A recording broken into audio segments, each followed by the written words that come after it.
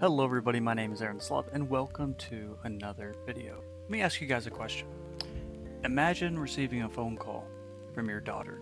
She's crying her eyes out. She's telling you she's been kidnapped and needs money immediately. You recognize her voice, sounds exactly like her. Most parents would panic. Most parents would do anything that they could do to help.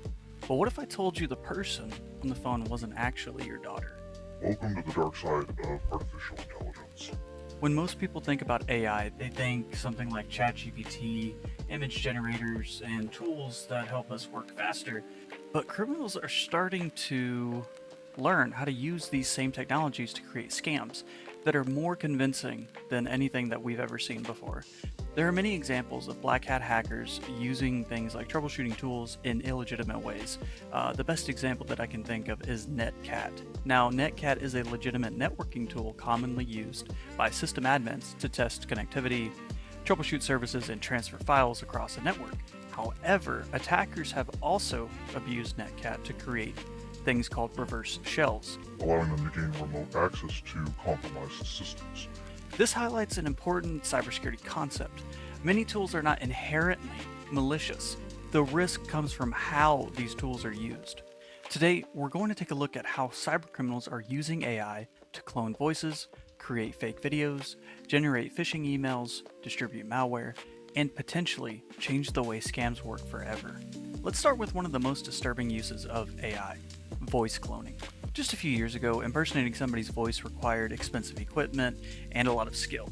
Today, there are AI tools capable of cloning a person's voice using just a few seconds of audio. Think about that for a moment. If you've ever posted videos online, uploaded content to social media, participated in a podcast, or even left a voicemail, there may already be enough audio available for someone to create a digital version of your voice. Scammers are already using this technology. One common example is the family emergency scam. A victim receives a phone call from someone who sounds exactly like their child, spouse, or family member. The caller claims they're in trouble. Maybe they've been arrested, maybe they've been kidnapped, maybe they're stranded somewhere and need money immediately. The scam works because people react emotionally before they have time to think logically. It's called social engineering, and we can talk more in detail about that in another video. I've also heard this story 1,000 times told the exact same way, where somebody receives a FaceTime call from dad or, their son or something like that. And in those instances, I think that there's a bit of fibbing going on the people's phone call records, because it takes a lot more effort to clone somebody's device or to use somebody's phone number pretending to be them. No, I think that they get a call from a random phone number and they just so happen to pick up, and the scammer is using one of these AI voice generation tools in order to mimic the person's voice who they're trying to impersonate. But I digress. Businesses face similar threats. Imagine receiving a phone call that sounds exactly like your CEO asking you to process a wire transfer. Would you question it? Would your accounting department question it? Of course, if this were an email coming from abc123xyz@gmail.com, you would 1,000% know right away that this isn't real. Something more like Aaron the Sloth 2026@gmail.com would be more likely from me, assuming you knew that that was my actual email address. It's not, but that's generally the idea with a burner email account. Make something as close to the real email address as you could to make it seem legitimate.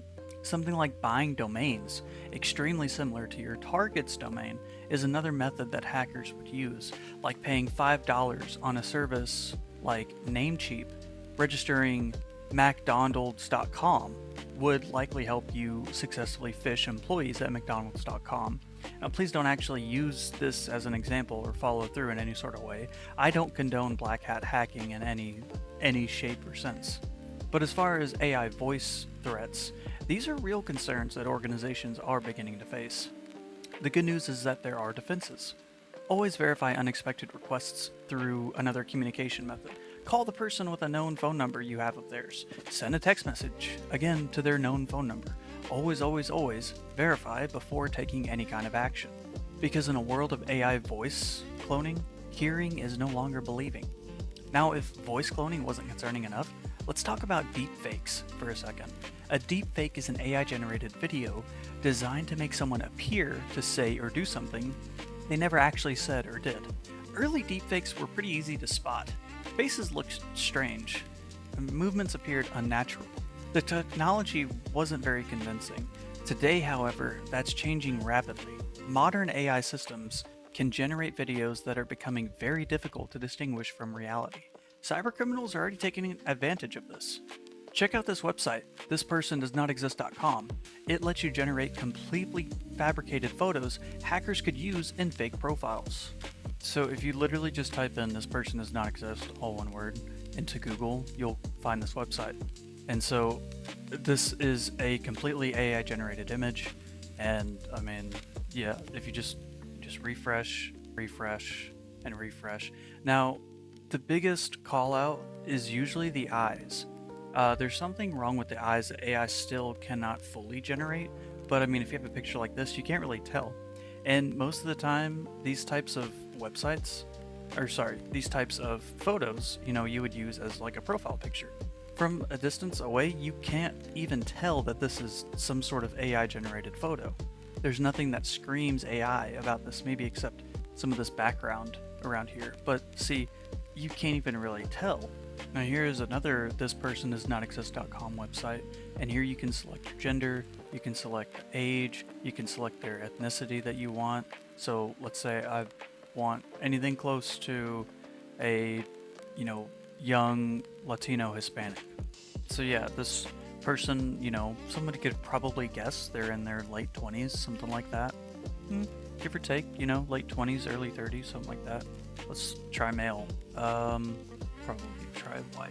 Yeah, mid 30s. And again, they could just keep generating images over and over until they build enough photos to use for a full-on fake profile. Now, one common example of deepfakes involves celebrity scams. You may see what appears to be a famous business leader, an investor, or celebrity promoting an investment opportunity. The video looks real. The voice sounds real. The facial expressions look real. But the entire thing was generated by AI. Victims believe they're following advice from somebody that they trust, when in reality they're being manipulated by a computer-generated impersonation. The bigger concern is what this means for the future. As deepfake technology improves, we may eventually reach a point where video evidence alone is no longer enough to prove something happened. Seeing used to be believing. That assumption may not hold true much longer. Now, as a security engineer, this is one area that concerns me quite a bit. Phishing attacks have always been one of the most effective tools used by cybercriminals. Traditionally, phishing emails were often easy to spot. There might be a spelling mistake, poor grammar, awkward wording, things like suspicious formatting, but AI is changing that. Today, attackers can use AI to generate professional emails that sound natural and convincing. They can tailor messages to specific industries, specific companies, even specific individuals. Imagine receiving an email that references your job title, your company, and a project that you're currently working on. The email, by all accounts, appears professional. There's no spelling mistakes, and the request seems reasonable. That level of personalization used to require quite a lot of effort from attackers. Now it can all be automated. This means that phishing attacks are becoming more scalable and more convincing at the same time. The lesson here is simple. Don't trust an email just because it looks professional. Verify requests, inspect links carefully, and remember that AI can help criminals write messages just as easily as it helps legitimate businesses. Now, one of the fastest growing scams right now involves fake AI tools. And honestly, this one makes perfect sense. Everybody wants to use AI. Everyone wants the newest AI assistant, the newest image generator, the newest productivity tool, and cybercriminals know this. So they're creating fake websites that impersonate legitimate AI services. A user believes they're downloading a new AI app. Instead, they're downloading malware. Sometimes these fake tools appear in things like advertisements. Sometimes they appear in search results, and sometimes they even imitate legitimate brands and websites. Now, the scary part is that victims often think that they're installing something that's going to improve their productivity when they're actually infecting their own systems. This malware may steal passwords, browser cookies, financial information, or even your corporate credentials. Whenever you're downloading software, always make sure you're using official websites. Take a few extra seconds to verify the source. Those few seconds could prevent a major security incident. Now, let's talk about one of the most emotionally manipulative uses of artificial intelligence: romance scams. Historically, romance scammers had to personally spend time communicating with victims. That process was pretty slow, and it required a lot of effort. Artificial intelligence is changing all of that. AI chatbots can now maintain conversations around the clock. They can generate personalized responses. They can adapt to emotional cues, and they can create the illusion of a genuine relationship. Victims may spend weeks or months communicating with someone that they believe is real. Trust develops, emotional attachment develops.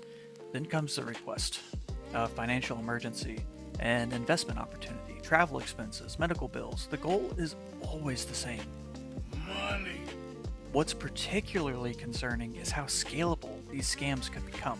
One scammer could potentially manage hundreds of AI-assisted conversations simultaneously. The technology may be new, but the manipulation tactics are as old as humanity itself. So, where do we go from here?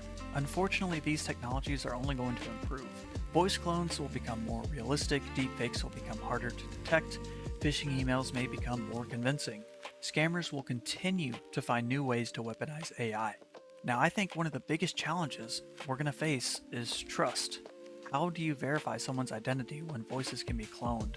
How do you trust video evidence when videos can be generated? How do you know whether you're speaking to a human or an AI system? These questions may sound futuristic, but they're becoming increasingly relevant today.